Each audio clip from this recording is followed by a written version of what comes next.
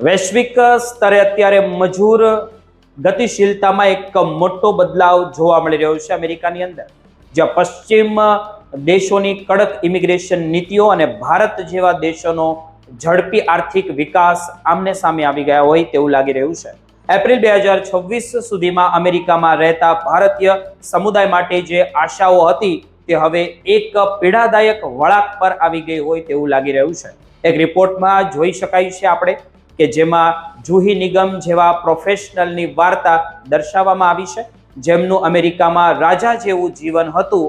એલવિઝાના કડક નિયમોના કારણે રાતોરાત તેમનું જીવન એકદમ વેરવિખેર થઈ ગયું. મિત્રો, આ રિપોર્ટમાં આપણે વાત કરીશું, વિગતે ચર્ચા કરીશું કે કયા વહીવટી અને આર્થિક પરિબળો આ રિસર્ચ માઇગ્રેશન એટલે કે વતન વાપસી માટે જવાબદાર છે.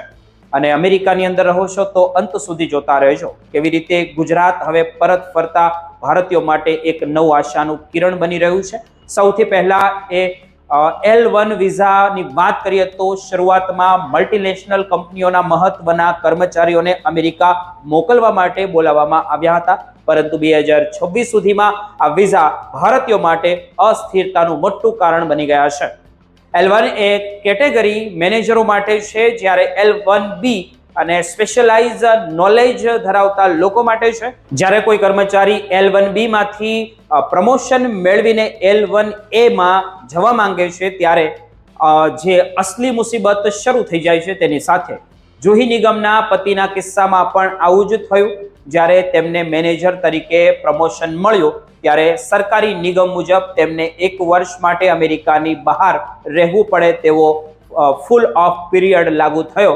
આ એક એવો વહીવટી નિયમ છે જે સુનિશ્ચિત કરે છે કે આ વિઝા માત્ર કામ ચલાવવું છે, કાયમી નથી. પરંતુ જે પરિવારો વર્ષોથી અમેરિકામાં સામાજિક માળખામાં ભળી ગયા છે તેમના માટે આ આખું જીવન ખોરવી નાખનારી ઘટના ગણી શકાય.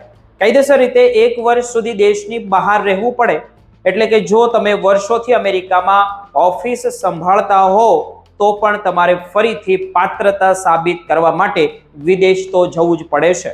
અમેરિકન ઇમિગ્રેશન વિભાગ એટલે કે USCIS હવે 2026માં ખૂબ જ કડક રીતે ભૌતિક હાજરીના નિયમો લાગુ કરી રહ્યું છે. જો કોઈ વ્યક્તિ આ 1 વર્ષ દરમિયાન થોડા દિવસ માટે પણ અમેરિકાની મુલાકાતે જાય તો તેનો ફૂલ ઓફ પીરિયડ લંબાઈ જાય છે અને ગણતરીમાં 1 પણ અઠવાડિયાની ભૂલ થાય તો વિઝા નકારવામાં આવે છે.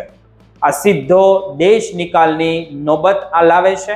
આ વિઝાની તલવાર માત્ર નોકરી કરનાર પર જ નથી લટકતી, પણ તેમના જે નિર્ભર પત્ની કે બાળકો પર પણ તેની ગંભીર અસર થાય છે. L2 વિઝામાં રહેતા જીવનસાથીઓ હંમેશા ડરના ઓથર નીચે જીવે છે, કારણ કે જો મુખ્ય વિઝા ધારકોનો સમય પૂરો થાય તો તેમની કારકિર્દી પણ જોખમમાં આવી જાય છે. જુહી નિગમે જણાવ્યું કે કેવી રીતે તેમણે વિઝા એક્સપાયર થવાના ડરથી વર્ષો સુધી એક જ કંપનીમાં કામ કરવું પડ્યું, કારણ કે બીજી કોઈ કંપનીની તેમને નોકરી આપવા માટે તૈયાર નહોતી. સૌથી વધુ દુઃખદાયી સ્થિતિ તો ત્યારે ઊભી થઈ જ્યારે વિઝા રિન્યુઅલ ચાલતું હોય અને તમે અમેરિકાની બહાર પ્રવેશ ન કરી શકો. અનેક ભારતીયોએ આ કારણે પોતાના બીમાર માતા પિતાને મળવા ભારત આવવાની તક ગુમાવી છે. આ મજબૂરી અને વિહર હવે ઘણા લોકોને અમેરિકન ડ્રીમ છોડીને ભારત પરત ફરવા મજબૂર કરી રહ્યા છે. દર 2 વર્ષે વિઝા રિન્યુઅલ કરાવવાની આ પ્રક્રિયાને ગોલ્ડન હેન્ડફક્સ એટલે કે સોનાની બેડીઓ કહેવામાં આવે છે. ઊંચી કમાણી હોવા છતાં લોકો ઘર ખરીદતા ડરે છે, કારણ કે ગમે ત્યારે વિઝા રિજેક્શન થઈ શકે છે. આ અનિશ્ચિતતા પરિવારમાં માનસિક તણાવ વધારે છે. બીજી તરફ અમેરિકાની 119મી કોંગ્રેસમાં H1B વિઝા વિરુદ્ધ પણ મોટું તોફાન આવ્યું. એપ્રિલ 2026માં રજૂ થયેલા નવા બિલમાં H1B વિઝા પર 3 વર્ષનો પ્રતિબંધ મૂકવાની અને વાર્ષિક ક્વોટા ઘટીને માત્ર 25,000 કરવાની દરખાસ્ત છે. એટલું જ નહીં, લઘુત્તમ પગાર $2 લાખ કરવાનો પ્રસ્તાવ છે, જેમાંથી સામાન્ય એન્જિનિયરો માટે ત્યાં ટકી રહેવું અશક્ય બની જશે. અને સૌથી મહત્વની વાત તો એ છે કે આ નવા બિલમાં H1B ધારકોને ગ્રીન કાર્ડ લેતા રોકવાની પણ વાત આવી છે. આ બધા જ કારણોથી ભારતીયોમાં હવે ફાળ પડી છે અને તેમને લાગે છે કે હવે અમેરિકા તેમના માટે સુરક્ષિત ભવિષ્ય નથી. ગ્રીન કાર્ડનો બેકલોગ અત્યારે એટલો વધી ગયો છે કે ભારતીયો માટે તે મેળવવું ગણિતની દ્રષ્ટિએ અશક્ય બની ગયું છે તેવું લાગે છે. એપ્રિલ 2026ના બુલેટિન મુજબ એડવાન્સ ડિગ્રી ધરાવતા ભારતીયોને ગ્રીન કાર્ડ મેળવવા માટે હજુ 12 વર્ષની રાહ જોવી પડી શકે છે. આ ભેદભાવના કારણે હવે પ્રતિભાશાળી યુવાનો વતન વાપસી કરી રહ્યા છે.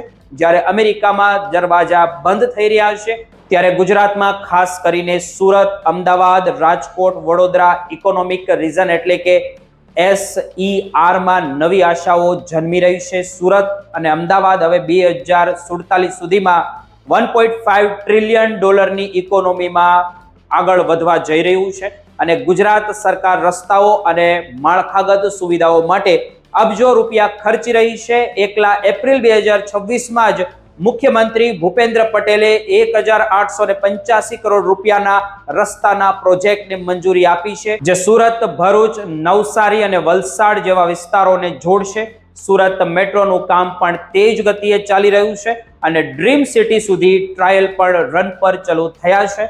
આ મેટ્રોના કારણે હજીરા જેવી મોટી ઇન્ડસ્ટ્રીયલ બેલ્ટમાં ટ્રાફિક સમસ્યાઓ હળવી થશે. હજીરા અત્યારે રિલાયન્સ, LD&T, અદાણી અને ONGC જેવી કંપનીઓનું ગઢ છે. જો કે ત્યાં મજૂર આંદોલનો અને ટ્રાફિકો જામ જેવી સમસ્યાઓ ઊભી થાય છે, પણ તેવી સમસ્યાઓમાં જો તમે અમેરિકાથી અહીંયા આવો છો તો તમને ઘણો ફાયદો જોવા મળે છે. તમારે કોઈને કંઈ કમેન્ટ હોય તો નીચે કરી શકો છો. ચાલો ફરીથી મળીશું નવા વિડીયો સાથે.